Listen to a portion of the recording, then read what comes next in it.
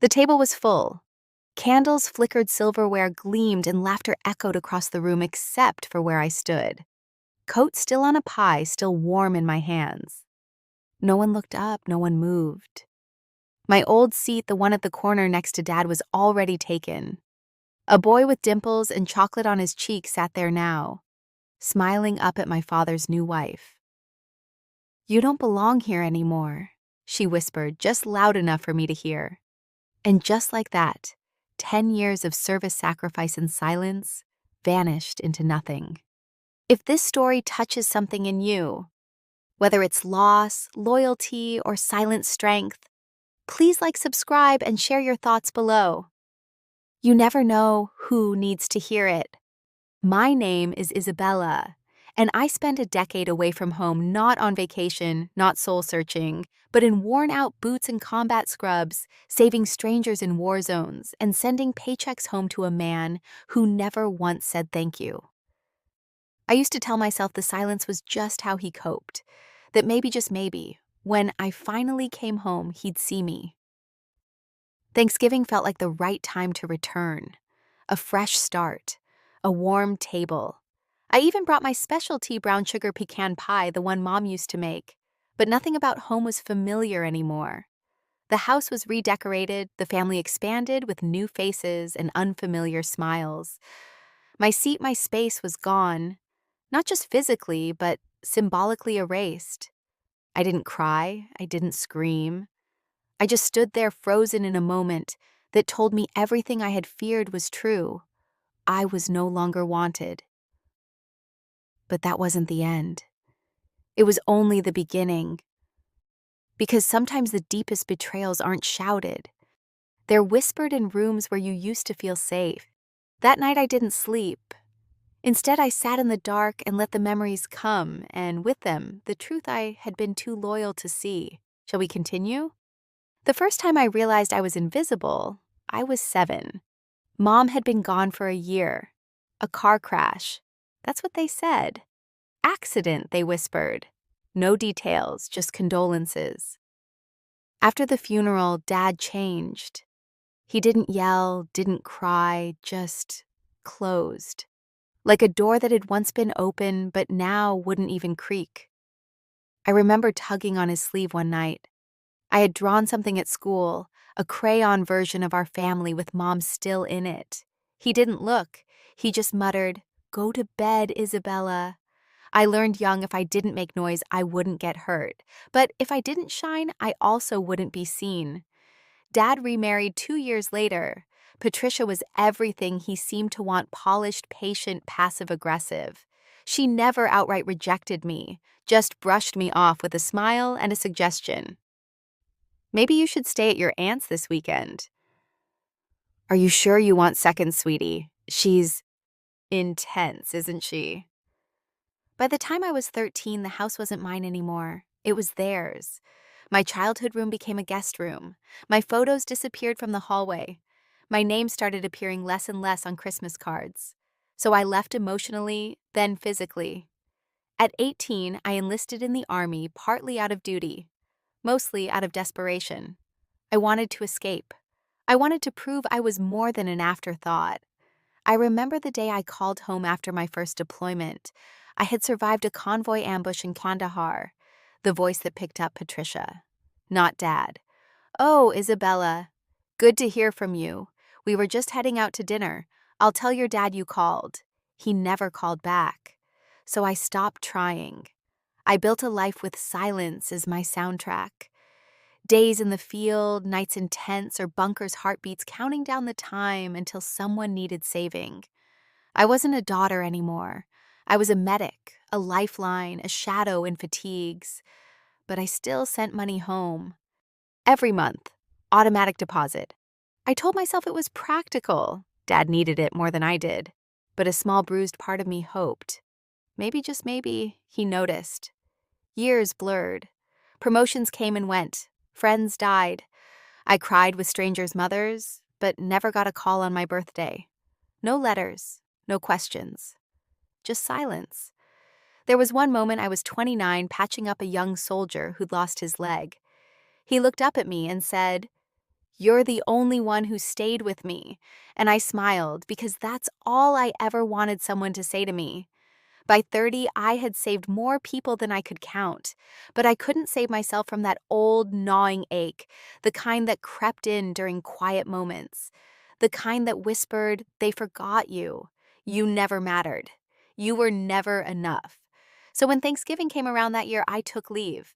I told myself it was for closure, but deep down, I still hoped there'd be a seat for me, that they'd look up, run to hug me, say something like, "You're home." Instead, they acted like I was a guest. The new wife's son got my chair, the photos on the mantle were all new, no trace of the girl who had once drawn crayon families. And that's when it hit me. I had been auditioning for a role in a story that had long since cut me out. Still, I didn't raise my voice. I didn't ask why. I simply watched, observed, took it all in like a soldier studying a battlefield. But that night alone, in the room where I used to play with dolls and write letters to Santa, I cracked. Not loudly, just a quiet kind of break. The kind where tears don't fall, but your chest feels like it's caving in. Where the silence is so loud, it deafens you. I wrote a message to myself in the notebook I always carried. "You're not broken. You're not weak. They didn't see you, but that doesn't mean you weren't there." And then, as if the universe had been waiting, the phone rang. It was the hospital. Dad was in the ICU, complications after surgery. He was unconscious. They didn't know if he'd wake up. The new family nowhere to be found. They called me the invisible one. Because in crisis, suddenly I mattered again. Suddenly I was needed. So I went. Not for him, not even for me, but because I still believed in duty, even when love had run dry. But fate wasn't done with me yet, because in that cold hospital beside a man who never saw me, I met someone who finally told me the truth. Shall we move forward? Hospitals never sleep. Even at 2 a.m., the hallway lights buzz softly, monitors beep rhythmically, and something always smells faintly of antiseptic and bad coffee. I sat by my father's bedside, a stranger to this place. Yet the setting felt familiar, sterile, quiet, clinical. He looked so small. This man who had once towered over me with sharp words and silent glances, now sunken beneath thin blankets tubes snaking out of his arms, eyelids fluttering in half-consciousness. He didn't know I was there. He didn't even know who had answered the hospital's call. I should have left. Part of me wanted to, but something deeper, something harder kept me anchored. I wasn't there for closure. I was there for clarity. The nurses changed shifts at dawn. That's when I met her. She was in her late 50s, graying hair tucked under her cap, eyes kind but heavy, like someone who had seen too much but learned to carry it gracefully. Her name tag read M. Hollis. She didn't say much at first. Just the standard nurse check-in meds vitals chart. But something shifted when she glanced at my name on the visitor log. "Isabella," she asked with a softness I hadn't heard in years. "Isabella Reyes." I nodded cautiously. She stared a moment longer, then smiled, but it wasn't a casual smile. It was one of recognition, memory. "I knew your mother," she said. "Annalise, we served together." My breath caught. It had been over 20 years since anyone had said my mother's name like that with warmth, with reverence. "You were in the field hospital with her?" I asked, surprised. M. Hollis pulled up a chair. "For 3 years. She was the best field medic I've ever seen. Smart, fierce, funny when she could be. We were stationed out in El Paso and did the disaster drills in the desert together." Her eyes softened. "She talked about you all the time." A lump rose in my throat. "She died when I was 7. Car accident." The nurse paused. And in that pause, I felt at the pull of something unspoken. "She didn't just die, Isabella," she said quietly. "Your mother was exhausted. She'd been covering 3 shifts back to back, no rest, no food. Your father, he insisted she drive home anyway. Said he didn't want to be late for something." I froze. "What?" "She didn't want to go," she continued gently. "She was falling asleep at the nurse's station. I remember arguing with her, but she said, 'He'll get mad if I don't come home.' My mouth went dry. For years, I thought the accident was random, an unpredictable, cruel twist of fate. And deep down, I had blamed myself. I was the reason she came home. Maybe if she hadn't missed me, she would have stayed, rested. But now here it was the truth. My father had pushed her. He had known she wasn't okay, and he sent her out anyway. I felt the rage surge up fast and hot like a tidal wave I couldn't hold back. He took her from me. And then he made me feel like I had taken too much. He turned me into the problem, the burden, the one who didn't belong. The next few days passed in a fog of grief and clarity. I didn't confront him, not yet. I let him sleep, let the machines breathe for him, let the guilt curl up in the shadows of that room. Instead, I stayed, sat with him like a ghost from his past, wrote down every chapter of my life that he had missed not to share with him, but to prove to myself that I had lived even when he hadn't been looking. And then, on the fourth night, something happened. Patricia came, not alone with her son. They entered the room like visitors to a museum exhibit, timid and uncomfortable. She saw me, and her expression tightened. "Oh," she said, voice clipped. "I didn't realize you were still here." I didn't answer, just stood. "We've arranged for a private nurse," she continued. "You've done more than enough." I almost laughed. The gall, the convenience. "Actually," I said calmly, "I just signed the patient directive forms." Since no one else wanted responsibility, the hospital made me next of kin proxy. Her face dropped. "That's impossible." I looked at her squarely. "Check the paperwork." It was a power play, yes, but one born of necessity. For years, I had been denied a seat, a voice, even an identity in this family. But in this room, I held the pen. I decided the care. I was the daughter of record. Her son stood behind her, eyes wide. He was maybe 12. I didn't hate him. How could I? He was just a kid in a system of silence. Patricia said nothing else. She left with a stiff nod, and I never saw her again. Later that night, I slipped a folded note onto the bedside table next to my father. It didn't say what he had done. It didn't name the accident or the years of absence. It simply listed where I'd been, what I'd seen, what I'd survived. It ended with 5 words: "I made it without you." The next morning, I walked out. No dramatic goodbye, no final confrontation. Just silence, the same weapon they'd once used against me, now turned into my own shield. But the moment I stepped outside, I realized something had changed. For the first time in my life, I wasn't the one being left behind.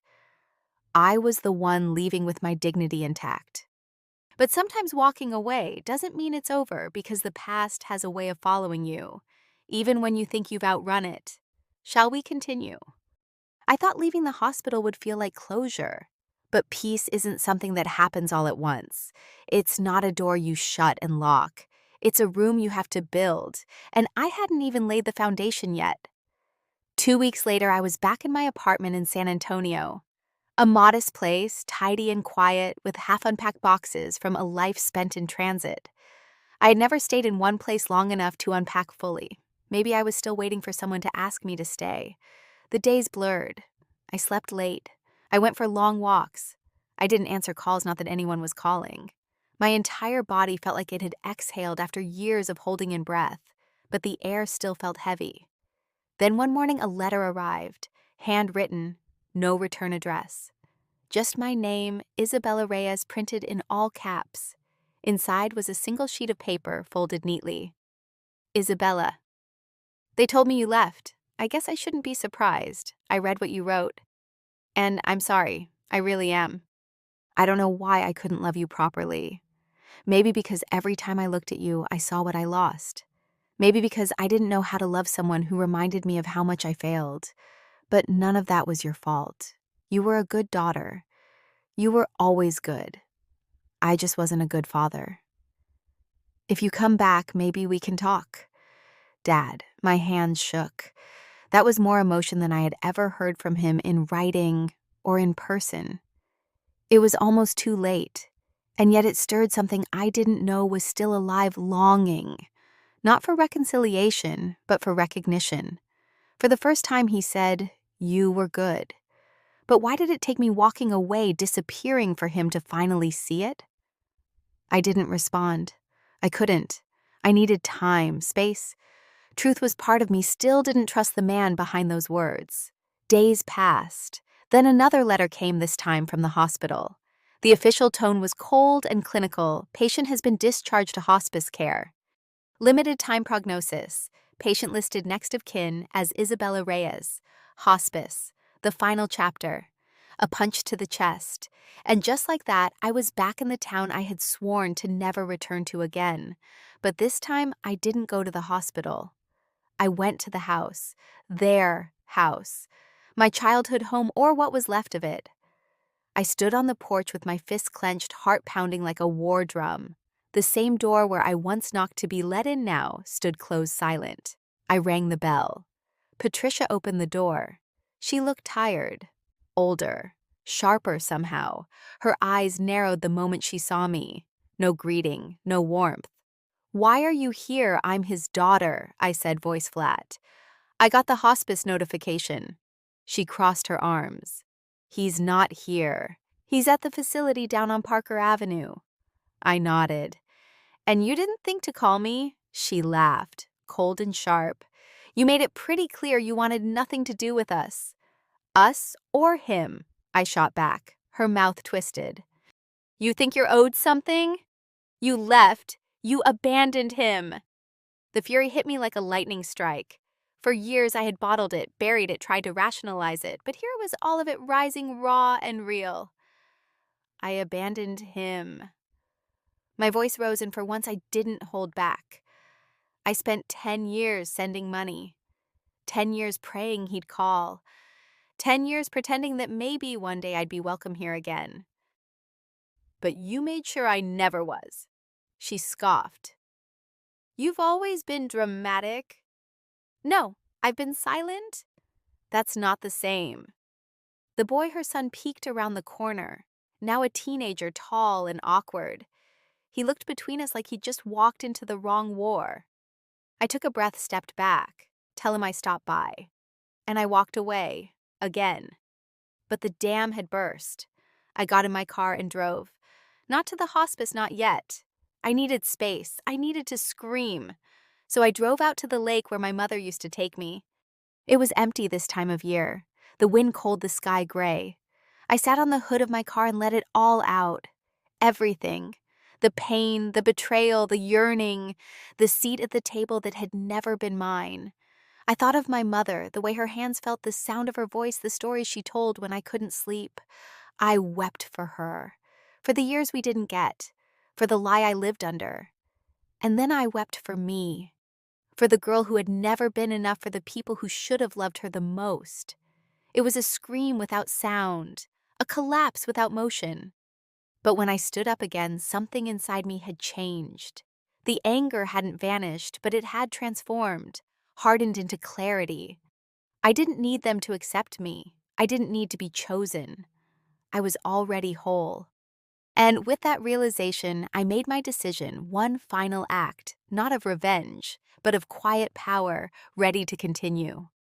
It was strange how calm I felt walking into the hospice.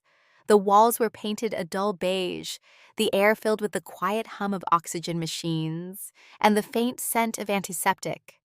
A nurse at the front desk glanced up. Her badge read Angela, and her eyes softened when I gave my name. "You must be Isabella," she said. "He's been asking if you'd come." She didn't say it with judgment, just a simple fact, and somehow that made it more bearable. Room 204. I stood outside the door for a long time, my hand hovering just above the handle. I wasn't afraid of what he'd say. I was afraid of what I might feel, of the possibility that maybe after everything I'd still want something he couldn't give me. Love, regret, redemption, and when I finally pushed the door open, he looked smaller, His face pale, sunk into the pillow like a man already halfway gone. But his eyes opened, and when they met mine, something flickered. Not relief, not joy, something heavier. "Bella," he whispered, like the name had weight again. I pulled a chair to his bedside. The room was silent, save for the slow beep of his heart monitor. We didn't talk much. Not at first. He tried to apologize. I stopped him.